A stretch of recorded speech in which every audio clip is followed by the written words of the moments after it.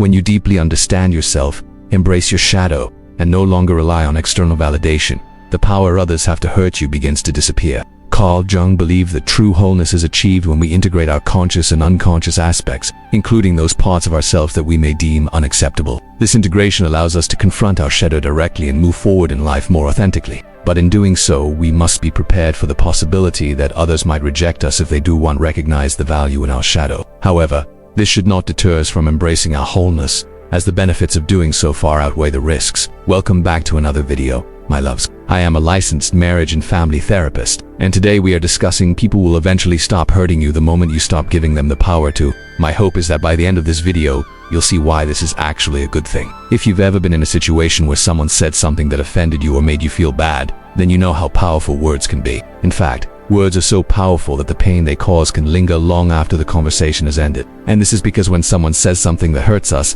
it doesn't just affect our feelings in the moment, it also affects our sense of self-worth and our confidence. When we internalize negative feedback, it can lead to feelings of shame and self-doubt that can follow us around for days, weeks, months, or even years. This is especially true when the person who hurts us is someone we care about or respect. When this happens, we may start to question ourselves and wonder if there's something wrong with us. We may start to avoid the things that make us feel vulnerable, or we may even start to change the way we act in order to please other people.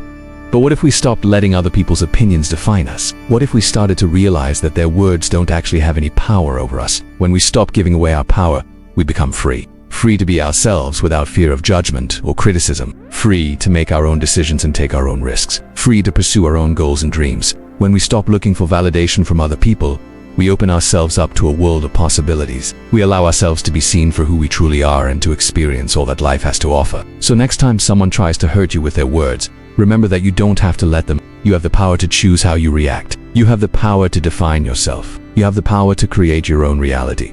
Don't waste it. And now for some important disclaimers. This video is not an invitation to become defensive or dismissive of criticism. It's okay to acknowledge when you messed up, to apologize and do better next time. No one is perfect and we all make mistakes, but sometimes we may receive criticism when we did nothing wrong, and that's where we need to draw the line. Nobody is perfect, but that doesn't mean we should tolerate being treated poorly by other people. And sometimes we may receive criticism when we did nothing wrong, and that's where we need to draw the line. Nobody is perfect, but that doesn't mean we should tolerate being treated poorly by other people. So this video is a gentle reminder to please take care of yourself and not blame yourself when things go wrong. So here are 3 points that will help you stop giving away your power. People can only hurt the parts of you that you're not at peace with. Our thoughts, emotions, and behaviors are all influenced by our past experiences and traumas. When we have unresolved issues or negative beliefs about ourselves, we create a breeding ground for self-doubt and insecurity. These unresolved issues manifest themselves in the form of limiting beliefs and negative self. For example, if you were bullied as a child, you may start to believe that you're not worthy of love or that you're not good enough. These beliefs can then lead to negative behaviors such as avoiding social situations or not speaking up for yourself. However, when we become aware of these patterns and work to resolve them through therapy, self-reflection, or other forms of healing, we begin to break the cycle of self-doubt and build a stronger, more resilient sense of self. By confronting our past and healing from our wounds, we can free ourselves from the negative beliefs that hold us back and embrace a more positive and fulfilling life.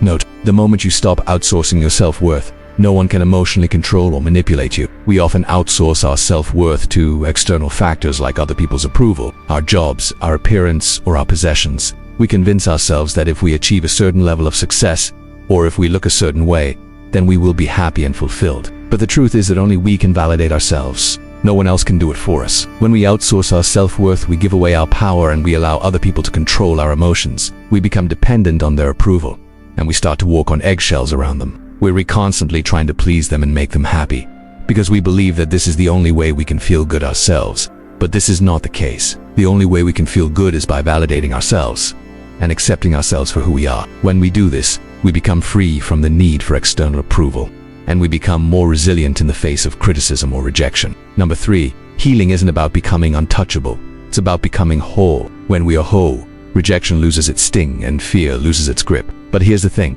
most of us aren't whole. At least not yet. Most of us have parts of ourselves that we've disowned, ignored, or suppressed. We may have rejected certain aspects of ourselves because they didn't fit in with the image we wanted to project to the world. Or maybe we were ashamed of those parts of ourselves because they didn't seem acceptable to society. Whatever the reason, these parts of us still exist and they're still a part of us whether we acknowledge them or not. But when we reject these parts of ourselves, we create a fragmentation within our psyche. We become less than whole and we lose our sense of identity and purpose. But when we heal and we become whole, we learn to accept all parts of ourselves, including the ones that we've rejected. We learn to see all parts of ourselves as valuable and worthy, and we begin to feel more confident and secure in our identity. And this is when the magic happens. This is when we become untouchable, not because we're perfect, but because we're complete. We are whole, and nothing anyone says or does can take that away from us. I'll leave the references and studies used in this video in the description below. I hope you enjoyed this video, and please like and share if you think someone else will find it useful. I appreciate you and thank you so much for watching. Have a beautiful day.